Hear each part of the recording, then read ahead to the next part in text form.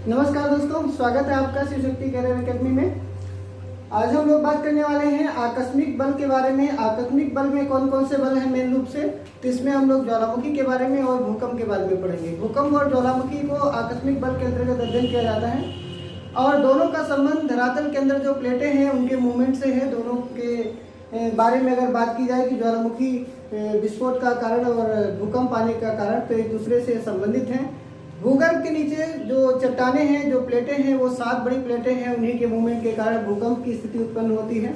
आकस्मिक बल इसलिए कहा जाता है क्योंकि इनका पूर्वानुमान नहीं लगाया जा सकता है कि किस स्थान पर ज्वालामुखी का विस्फोट कब होगा और किस स्थान पर कब भूकंप आएगा। ये पूर्वानुमान नहीं लगाया जा सकता है, फोरकास्टिंग नहीं हो सकती है, इसीलिए इसको आकस्मिक बल के अंतर्गत ही माना जाता है। आकस्मिक बल का मतलब यह है कि अचानक से जो फोर्स उत्पन्न हो जाए, इसके बारे में पहले से कोई अनुमान ना हो या कोई पूर्वानुमान ना हो। ठीक है, तो इसमें बहुत ही महत्वपूर्ण टॉपिक जो कि ज्वालामुखी का है, और ये थोड़ा सा बड़ा टॉपिक है भूकंप की तुलना में। भूकंप में बहुत ही कम चीजें डिस्कस करनी है, लेकिन क्वेश्चन दोनों से पूछे जाते हैं।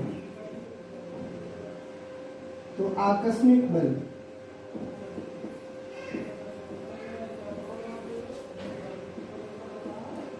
आकस्मिक बल के अंतर्गत हम लोगों को 2 चीजें पढ़नी है। एक तो ज्वालामुखी, वॉल्केनोज,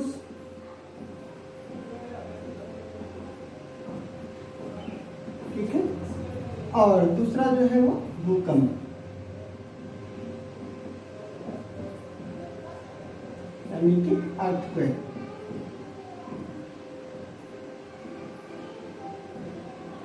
ठीक है, तो ज्वालामुखी और भूकंप के बारे में पढ़ेंगे। ठीक है, अभी क्या बात करते हैं, अभी आज की क्लास में जो बात करते हैं वो ज्वालामुखी की बात करते हैं, और नेक्स्ट क्लास में हम लोग जो बात करेंगे वो भूकंप के बारे में बात करेंगे, अर्थक्वेक के बारे में बात करेंगे। क्या कारण है इसके, अर्थक्वेक आने के क्या कारण है, उसके बारे में बात होगी। और साथ ही साथ भारत में सर्वाधिक भूकंप प्रभावित क्षेत्र कौन कौन सा है, उसकी भी बात होगी। यहाँ पर बात करने वाले हैं ज्वालामुखी के बारे में। तो सबसे पहले तो बात करेंगे ज्वालामुखी क्या है। ज्वालामुखी उद्गार क्यों होता है। तो ज्वालामुखी, वॉल्केनोज, ये ज्वालामुखी क्या होता है। तो हम लोग पृथ्वी की सतह पर रहते हैं और पृथ्वी के अंदर धरातल के अंदर जाएंगे, उसको भूगर्भ कहा जाता है।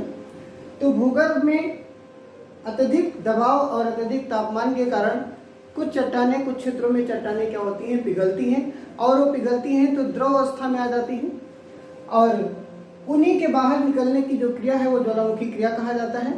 यानी ये कह सकते हैं ज्वालामुखी के बारे में कि पृथ्वी पर या पृथ्वी के धरातल पर स्थित ऐसा छिद्र जिससे धरातल के अंदर स्थित पदार्थ, मैग्मा तथा अन्य पदार्थ बाहर आते हैं, उसी को ज्वालामुखी कहा जाता है ना। ज्वालामुखी क्या है, भूगर्भ के अंदर के जो पदार्थ एक छिद्र के माध्यम से धरातल के बाहर आते हैं, उसी को क्या कहा जाता है, ज्वालामुखी कहा जाता है। इसमें जो विस्फोट होता है, जब ये बाहर आते हैं तो तेज से धमाके की आवाज भी होती है, इसलिए इसको ज्वालामुखी विस्फोट भी कहा जाता है। कभी कभी अगर अधिक तीव्र गति से या अधिक तेज ध्वनि में अधिक तेज कंपन करते हुए ज्वालामुखी विस्फोट होता है, तो आसपास के क्षेत्रों में भूकंप जैसी स्थिति भी बन सकती है। यानी कुछ पल के लिए जो धरातल पे स्थित वस्तुएं हैं उसमें भी मूवमेंट हो सकता है या वो हिल सकती है। बात आती है कि ज्वालामुखी विस्फोट जब होता है तो सबसे पहले कौन से पदार्थ बाहर आते हैं। लावा बाहर आता है, या मैग्मा जिसको कहा जाता है, या फिर जलवाष्प बाहर आती है, या गैसेस बाहर आती हैं, और सर्वाधिक मात्रा में कौन सा पदार्थ बाहर आता है। तो ज्वालामुखी विस्फोट जब होता है, ज्वालामुखी उद्गार जब होता है, तो सबसे पहले जलवाष्प और गैसें बाहर निकलती है। सबसे पहले जलवाष्प और गैसें बाहर आती हैं। और अगर कहा जाए कि सर्वाधिक मात्रा में, तो सर्वाधिक मात्रा में भी यही आंसर होगा। यानी सबसे पहले और सर्वाधिक मात्रा में जलवाष्प और गैसें बाहर आती हैं ज्वालामुखी विस्फोट के समय। इसके अलावा छोटे छोटे कुछ छोटे और बड़े आकार के चट्टानी टुकड़े भी बाहर निकलते हैं। द्रव पदार्थ के रूप में मैग्मा या लावा बाहर आता है। जो बड़े आकार के टुकड़े होते हैं, चट्टानी टुकड़े होते हैं, उसको क्या कहा जाता है, बम कहा जाता है या बॉम्ब कहा जाता है। ज्वालामुखी विस्फोट के समय जो बड़े आकार के चट्टानी टुकड़े बाहर आते हैं, धरातल के ऊपर आते हैं, उसको क्या कहा जाता है, बम कहा जाता है। और जो छोटे आकार के यानी कि मटर के दाने के आकार के जो टुकड़े चट्टानी टुकड़े होते हैं उसको क्या कहते हैं, उसे लैपिली के नाम से जाना जाता है। बड़े आकार के चट्टानी टुकड़े ज्वालामुखी विस्फोट के समय जो बाहर निकलते हैं उसको बम के नाम से, और छोटे आकार के जो चट्टानी टुकड़े बाहर आते हैं उसको लेविली के नाम से जाना जाता है। इसके अलावा लावा और मैग्मा भी बाहर निकलता है।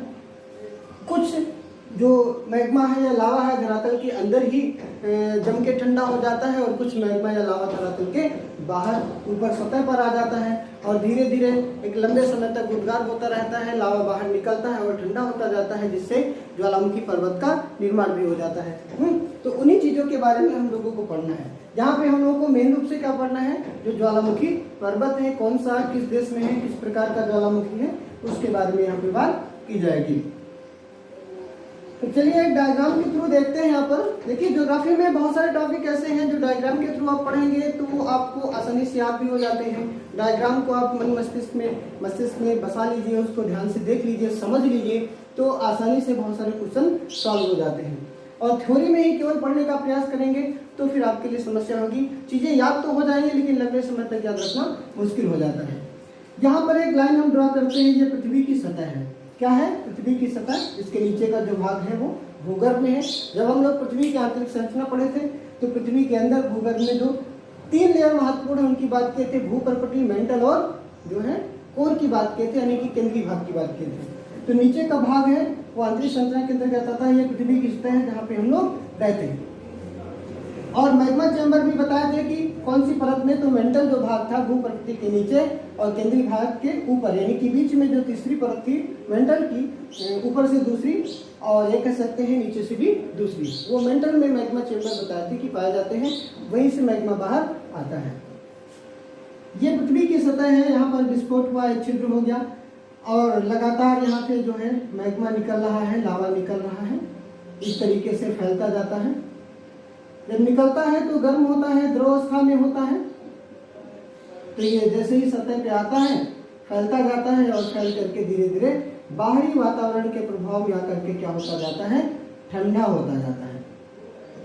इस तरीके से ये जो है एक नली रहती है जिससे होकर के मैग्मा बाहर निकलता रहता है। कुछ इस तरीके से फैलता जाता है और ऊंचाई उसकी बढ़ती जाती है, ठंडा होता जाता है, जमता जाता है और धीरे धीरे पर्वत के नुमा आकार इसका बन जाता है। और साथ ही साथ लावा निर्मित पठार का भी जो है निर्माण इसी से हो जाता है। इस तरीके से यहाँ पे मैग्मा निकल करके ठंडा होता जाता है और ये एक पर्वत का रूप ले लेता है। पर्वत क्या होते हैं?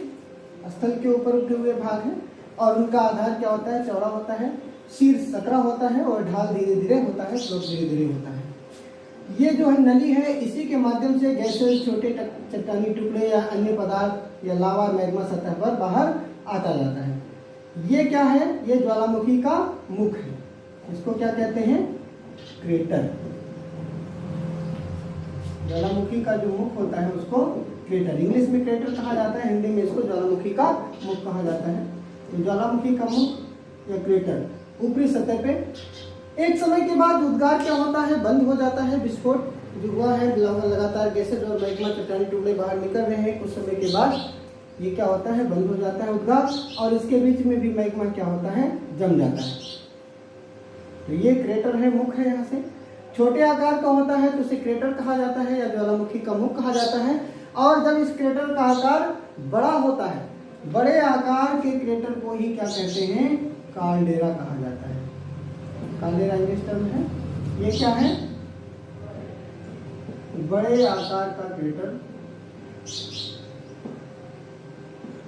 या जब ज्वालामुखी का मुख बड़ा होता है तो उसको क्रेटर ना कह करके उसको क्या कहते हैं? काल्डेरा कहा जाता है। ऐसे ही एक बहुत ही महत्वपूर्ण काल्डेरा, आसो काल्डेरा, जो कि जापान में है, काफी बड़े आकार का काल्डेरा है। ज्वालामुखी उद्गार के बाद उसका जो है निर्माण हुआ। तो काल्डेरा और क्रेटर का संबंध किससे है? ज्वालामुखी से है। ठीक है। साथ ही साथ धरातल पर बहुत सारे ऐसे क्षेत्र हैं जिनको गेसर के नाम से जाना जाता है या गीजर कहते हैं, है ना। गेसर, गेसर क्या है? ये गर्म जल के स्रोत हैं।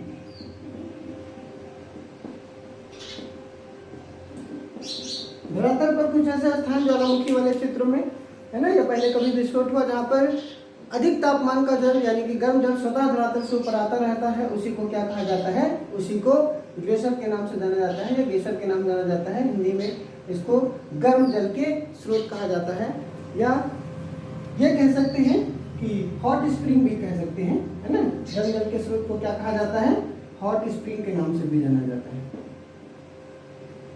हॉट स्प्रिंग के नाम से भी जाना जाता है। तो काल्डेरा का संबंध किससे, ज्वालामुखी से। क्रेटर का संबंध किससे, ज्वालामुखी से। गेसर का संबंध किससे, ज्वालामुखी से। ज्वालामुखी विस्फोट के समय सबसे पहले बाहर क्या आता है, तो जलवाष्प और गैसें। सबसे अधिक मात्रा में क्या बाहर आता है, जलवाष्प और गैसें।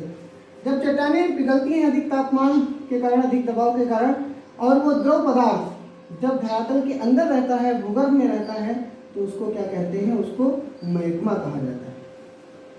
जब धरातल के अंदर रहेगा तो उसको क्या कहेंगे, उसी द्रव पदार्थ को, लावा को कह सकते हैं, क्या कहेंगे, मैग्मा। और जब धरातल के ऊपर आ जाता है, सतह पे आ जाता है, तो इसको क्या कहा जाता है, तब इसको लावा के नाम जाना जाता है। यानी कि लावा और मैग्मा दोनों एक ही पदार्थ है, अलग अलग सिचुएशन, अलग अलग स्थिति पर उसको अलग अलग नाम जाना जाता है। धरातल के अंदर वही द्रव पदार्थ मैग्मा, और धरातल के ऊपर जो वही द्रव पदार्थ आता है, तो उसको क्या कहते हैं, लावा के नाम से जाना जाता है। तो ये कुछ महत्वपूर्ण चीजें यहाँ पर आपने देखा। अब इसके आगे बात कर लेते हैं कि जो ज्वालामुखी है वो मेन रूप से कितने प्रकार, एरप्शन बेसिस पे, एरप्शन के बेसिस पे या उद्गार के आधार पर ज्वालामुखी के कितने प्रकार होते हैं। तो उद्गार के आधार पर, उद्गार के आधार पर ज्वालामुखी 3 प्रकार की होती है।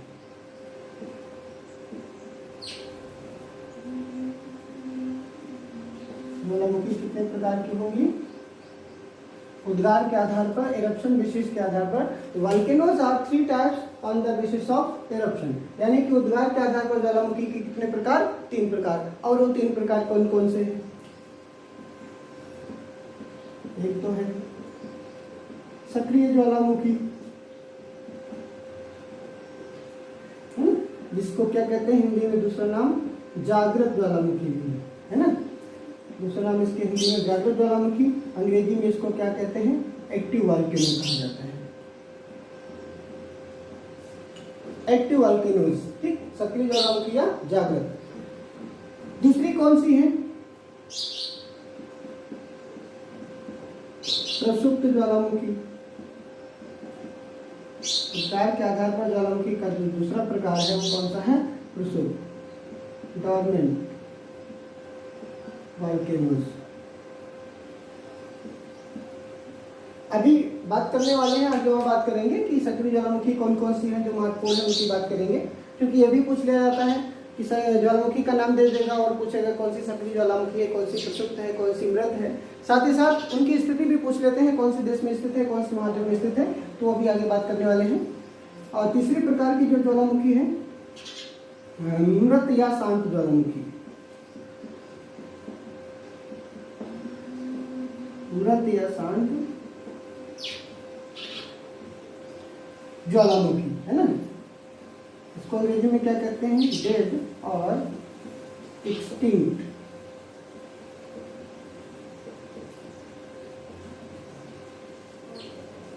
वोल्केनोज। तो मृत या शांत ज्वालामुखी, इसको क्या कहेंगे, मृत को डेड कहेंगे, एक्सटिंक्ट यानी कि शांत ज्वालामुखी। तो under basis of eruption volcanoes are 3 types, यानी कि उद्गार के आधार पर ज्वालामुखी 3 प्रकार की होती है। कौन कौन सी, सक्रिय ज्वालामुखी जिसको जागृत के नाम से जाना जाता है, दूसरी है प्रसुप्त ज्वालामुखी जिसको डोर्मेंट कहा जाता है, और तीसरी प्रकार की जो है मृत या शांत ज्वालामुखी यानी कि डेड और एक्सटिंक्ट वोल्केनोज, ठीक। अब यहाँ पे बात करते हैं कि सक्रिय ज्वालामुखी कौन कौन सी जो महत्वपूर्ण है, कौन कौन से देश में है, उनकी भी चर्चा कर ली जाए। सबसे पहले यहाँ पे बात करेंगे कि सक्रिय ज्वालामुखी कौन कौन सी है।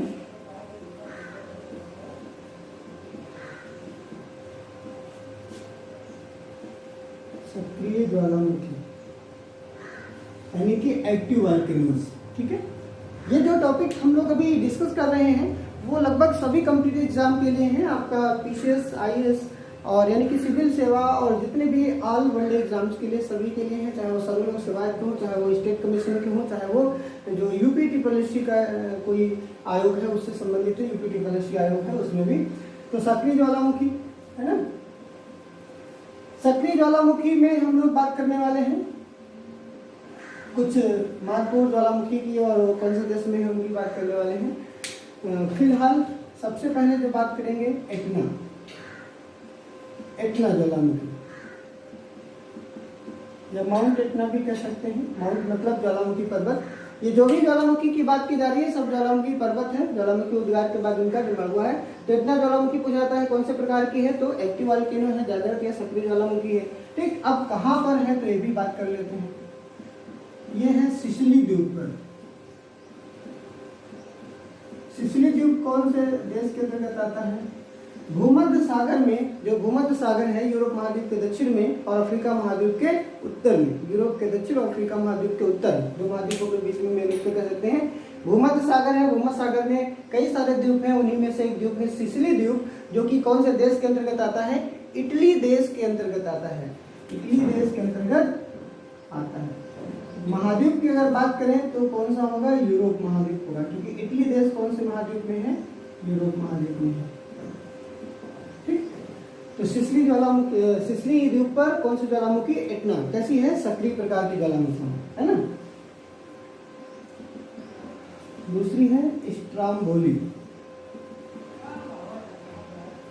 स्ट्राम्बोली ज्वालामुखी पर्वत जो है, स्ट्राम्बोली कहाँ पर पड़ती है? लिपारी द्वीप पर। लिपारी द्वीप पर है और भूमध्य सागर में, इटली देश के अंतर्गत ये भी आएगा। सिसिली द्वीप भी भूमध्य सागर में है, लिपारी द्वीप भी भूमध्य सागर में है। सिसिली के उत्तर में एक द्वीप है, लिपारी द्वीप भूमध्य सागर में, इटली देश के अंतर्गत ये भी आता है। और उस ज्वालामुखी का नाम क्या है जो लिपारी द्वीप पर है? उसका नाम है स्ट्राम्बोली ज्वालामुखी। ठीक, स्ट्राम्बोली ज्वालामुखी। इसको कहते हैं भूमध्य सागर का प्रकाश स्तंभ। भूमध्य सागर का प्रकाश स्तंभ, इंग्लिश में क्या कहेंगे? Light house of the Mediterranean C.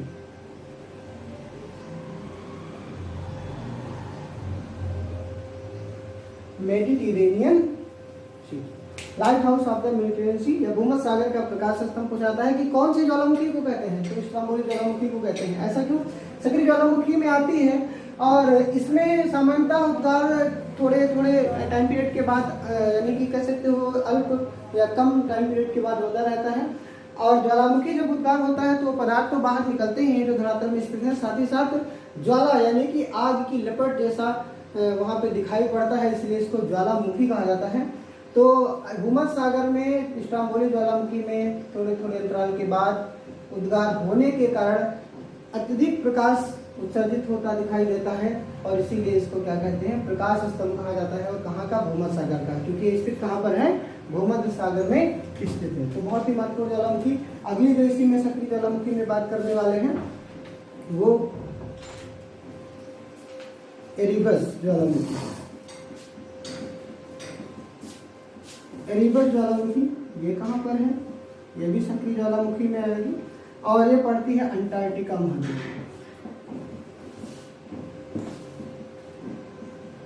Antarctica महाद्वीप, तो 7 महाद्वीपों में से एक अंटार्कटिका महाद्वीप भी है जो कि दक्षिणी गोलार्ध में स्थित है और जो दक्षिणी ध्रुव है उसके चारों ओर ये फैला हुआ है। इस पर कोई मानव जीवन नहीं है। अंटार्कटिका महाद्वीप पर कोई भी देश यहाँ पर नहीं है, ये पूरा बर्फ से ढका हुआ है। तो एरिबस ज्वालामुखी ये भी पूछी जा चुकी है, कहाँ पर है? अंटार्कटिका महाद्वीप में। ठीक है,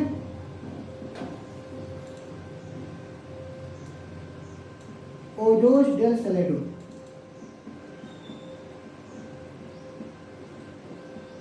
ओजोस डेल सैलेडो। ठीक है, ये कहाँ पड़ती है? अर्जेंटीना और चिली देश की सीमा पर।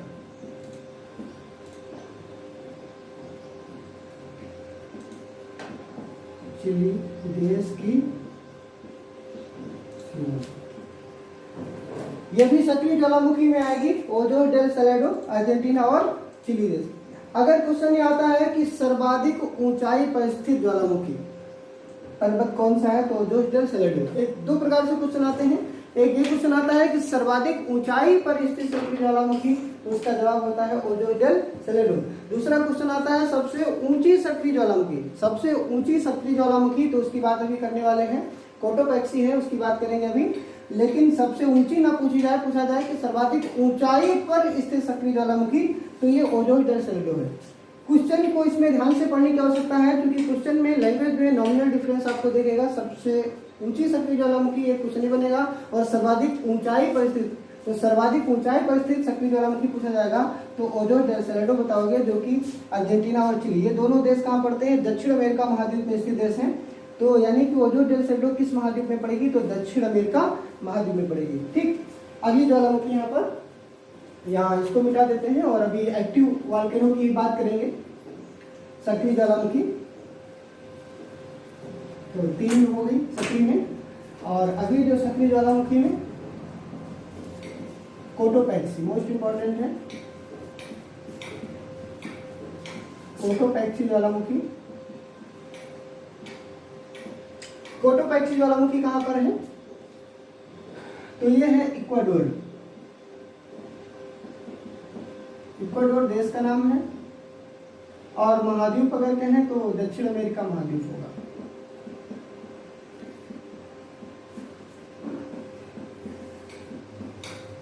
दक्षिण अमेरिका महाद्वीप। कभी कभी महाद्वीप भी पूछ लिया जाता है, और कभी कभी ये भी पूछ लेते हैं कि कौन से देश में है, तो इक्वाडोर में है। और ये क्या है, सबसे ऊंची या सर्वाधिक ऊंची सक्रिय ज्वालामुखी है, सर्वाधिक ऊंची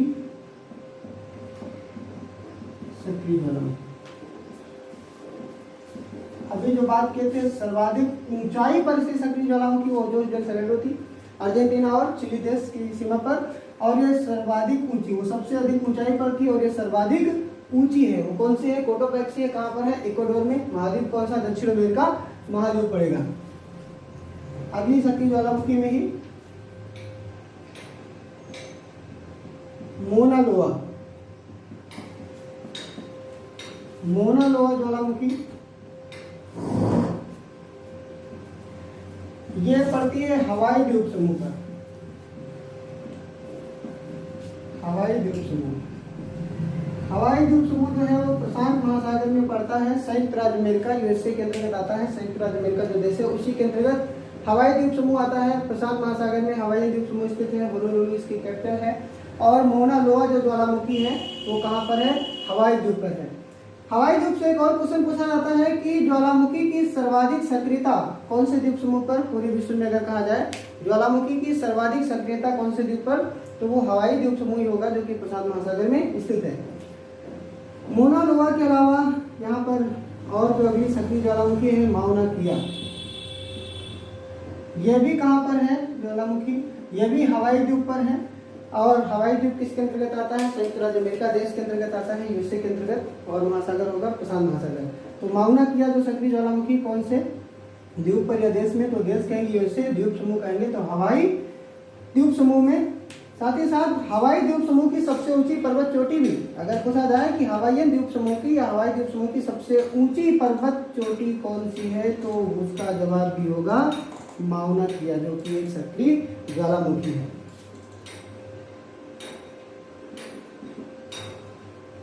अगली है किलायू, किलायू ज्वालामुखी। यह भी कहाँ पर है, यह भी हवाई द्वीप पर है, और देश होगा संयुक्त राज्य अमेरिका। तो हवाई द्वीप समूह पर 3 महत्वपूर्ण ज्वालामुखी आपको याद रखना है, और ये तीनों सक्रिय ज्वालामुखी है, मोना लोआ, माउना किया और किलायू। ठीक है। किलायू से दूसरा क्वेश्चन क्या पूछा जाता है, किलायू से क्वेश्चन एक याद आता है कि सर्वाधिक सक्रिय ज्वालामुखी। सर्वाधिक सक्रिय ज्वालामुखी का मतलब यह है कि जिसमें बहुत कम समय के अंतराल पर विस्फोट होता रहता है।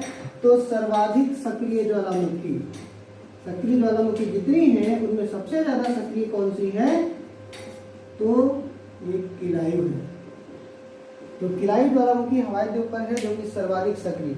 अब देखिए कंफ्यूजन 2-3 बातों में हो सकता है। एक ये पूछा जाएगा कि सर्वाधिक ऊंची सक्रिय ज्वालामुखी तो कोटोपैक्सी, सबसे अधिक ऊंचाई पर स्थित सक्रिय ज्वालामुखी तो आपको ओजोन डेल सैलेडो बताना है, और सर्वाधिक सक्रिय ज्वालामुखी इसका मतलब ये है कि कम अंतराल के बाद उसमें विस्फोट होता रहता है, तो उसका जवाब क्या होगा? उसका जवाब होगा कि किलायु। ठीक। और सक्रिय ज्वालामुखी में जो महत्वपूर्ण ज्वालामुखी है, जैसे कि भारत में अगर पूछा जाए कि भारत में कौन सी सक्रिय ज्वालामुखी है ना, कोई है या नहीं है, तो भारत में जो है बैरन द्वीप, अंडमान निकोबार द्वीप समूह के पास में एक द्वीप पड़ता है, वो है बैरन द्वीप। भारत में ये है सक्रिय ज्वालामुखी,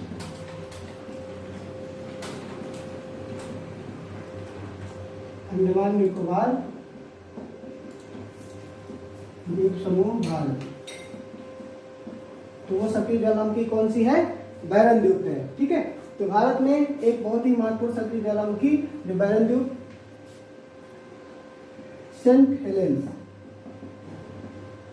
अगली सक्रिय ज्वालामुखी है सेंट हेलेंस।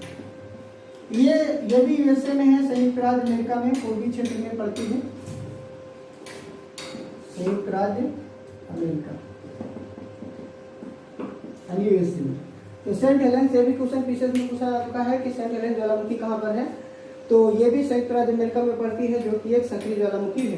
तो सक्रिय ज्वालामुखी, 3 प्रकार की ज्वालामुखी की बात हम लोग किए थे, एक सक्रिय और एक जो है आपकी जो प्रसुप्त ज्वालामुखी है, और तीसरी जो थी वो मृत ज्वालामुखी। तो सक्रिय ज्वालामुखी में जो भी इंपॉर्टेंट ज्वालामुखी है वाल्केनोज है, वो लगभग हम लोगों ने डिस्कस कर लिया है। और अगर इनकी कुल संख्या कहा जाए तो सक्रिय ज्वालामुखी की कुल संख्या करीब 500 है ना। तो कम्पिटिटिव एग्जाम के लिए हमेशा आप याद रखना है कि एग्जाम के पॉइंट ऑफ व्यू से पढ़ना है, जो कुछ है सब कुछ नहीं पढ़ना रहता है। 500 पढ़ोगे तो क्वेश्चन 500 का कभी नहीं आएगा, है ना। 500 ज्वालामुखी कभी नहीं पूछी जाएंगी, मुश्किल से 10, 12, 13 ज्वालामुखी सक्रिय है, उन्हीं से क्वेश्चन आता रहता है। तो जो महत्वपूर्ण है उनकी बात हम लोग यहाँ पे करते जाते हैं, है ना। एक और जैसे ताल वाल्केनो पूछ लिया जाता है, तो ताल वाल्केनो जो है वो लुजान द्वीप फिलीपींस में पड़ती है। अब दूसरे प्रकार की जो इसमें ज्वालामुखी है, अच्छा सक्रिय ज्वालामुखी जितनी भी हैं उनको खासकर स्ट्राम्बोली तुल्य ज्वालामुखी भी कहा जाता है। अब दूसरे प्रकार की ज्वालामुखी जो बात किए थे, प्रसुप्त ज्वालामुखी, इसमें थोड़ी कम ही पढ़नी है, ज्यादा नहीं पढ़नी है।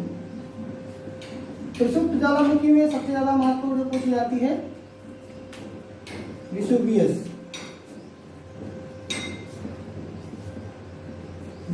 ज्वालामुखी, सक्रिय ज्वालामुखी तो होगी। अब बात करेंगे प्रसुप्त ज्वालामुखी की, डोर्मेंट वाल्केनोज की बात करेंगे। प्रसुप्त ज्वालामुखी सबसे महत्वपूर्ण कौन सी है? वेसुवियस ज्वालामुखी, और ये कहाँ पड़ती है? इटली में। इटली देश है, महाद्वीप होगा कौन सा? यूरोप महाद्वीप। ठीक है, ये बहुत ज्यादा पूछी जाती है। और दूसरी इसमें जो बात करेंगे फ्यूजियामा,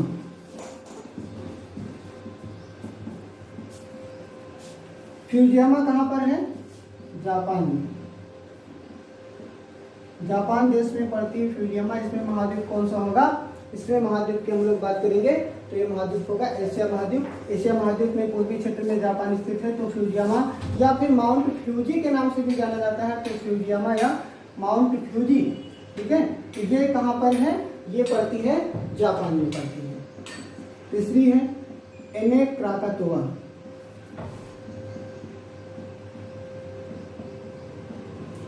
एनेक क्राकातोआ, ये इंडोनेशिया में, ये कहां पर? इंडोनेशिया देश में एनेक क्राकातोआ।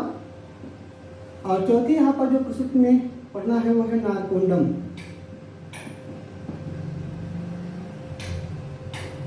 नारकोंडम ज्वालामुखी है, नारकोंडम ज्वालामुखी। ये भी अंडमान निकोबार द्वीप समूह भारत,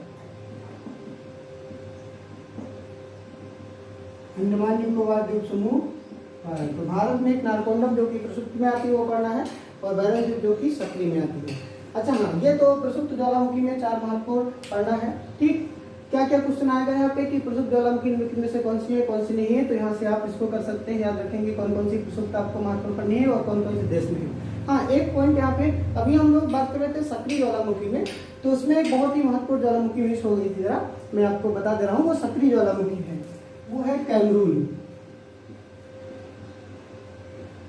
कैमरून ज्वालामुखी है ना, ये सक्रिय ज्वालामुखी है। अभी जो सक्रिय ज्वालामुखी बात कर रहे थे उसमें थोड़ा सा पॉइंट मिस हो गया था, लेकिन महत्वपूर्ण है, जरा याद आ गया है तो आप लिख लीजिए। कैमरून जो है वो कैमरून देश में है, और महाद्वीप कौन सा था? अफ्रीका। अफ्रीका महाद्वीप है ना।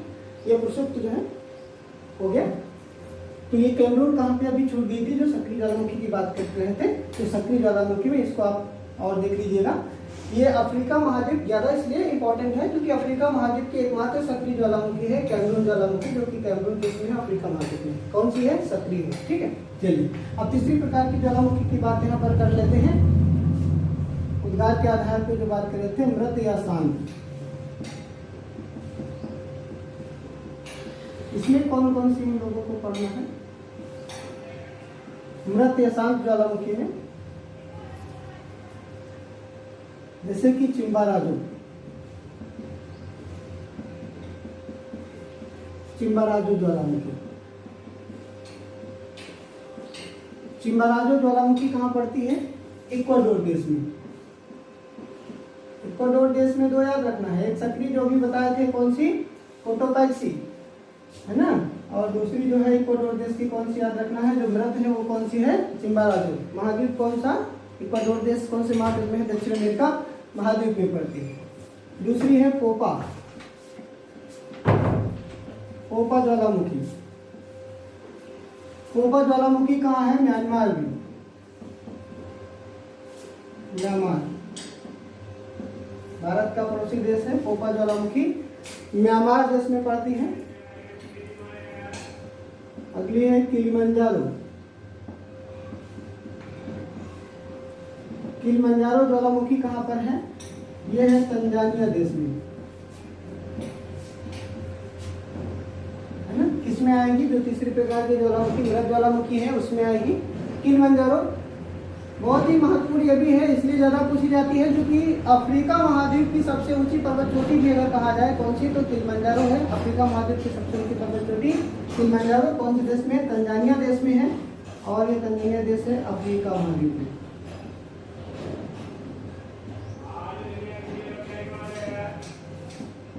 अगली जो है मृत ज्वालामुखी में एल्गान। एल्गान भी यूपीटीपीएससी में कई बार पूछा जा चुका है। एल्गान ज्वालामुखी ये कौन से देश में है? ये युगांडा देश में। हालांकि युगांडा और केन्या देश की सीमा पर है, लेकिन मेन उसका पार्ट जो है कहाँ पर है? युगांडा देश, और ये भी कहाँ पर है? तो अफ्रीका महाद्वीप में। एल्गान ज्वालामुखी भी कहाँ पड़ेगी? अफ्रीका महाद्वीप में पड़ेगी। और ये चार इसमें जो महत्वपूर्ण है मृत ज्वालामुखी में, शांत ज्वालामुखी में, भारत में से कोई भी जो है वो शांत ज्वालामुखी आपको नहीं पढ़ना है। और ये चिम्बाराजो कहाँ है? इक्वाडोर में है। पोपा कहाँ पर है? म्यांमार में पड़ती है। किलिमंजारो कहाँ पर है? तंजानिया में है। और एल्गान ज्वालामुखी कहाँ पर आपकी पड़ती है? तो ये अफ्रीका महाद्वीप में, युगांडा देश में। एक और इसमें एकांकागुआ,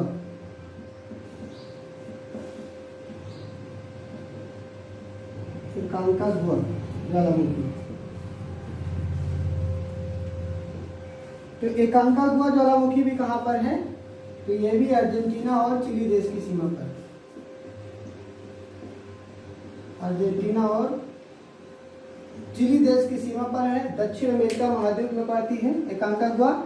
और अगर कहा जाए कि सबसे ऊंची शांत ज्वालामुखी, एक बार क्वेश्चन ये भी पूछा जा चुका है कि सबसे ऊंची शांत ज्वालामुखी कौन सी है, तो सबसे ऊंची शांत ज्वालामुखी जो है वो एकांकागुआ है। तो ये तीन प्रकार की ज्वालामुखी से क्वेश्चन आता है। एक और क्वेश्चन यहाँ से बनता है जो लगभग सभी प्रकार की ज्वालामुखी के अंतर्गत पूछा जाता है। लास्ट पॉइंट इसमें वो भी डिस्कस कर लेते हैं, क्वेश्चन वहां से पूछ लिया जाता है। पूछा जाता है कि पैसिफिक रिंग ऑफ फायर, या पूछा जाता है कि प्रशांत महासागर का ज्वालावृत्त किसको कहते हैं? कौन सी पेटी को, कौन से क्षेत्र को प्रशांत महासागर का ज्वालावृत्त कहा जाता है? तो वो पेटी है, वो क्षेत्र है परिप्रशांत महासागरीय पेटी।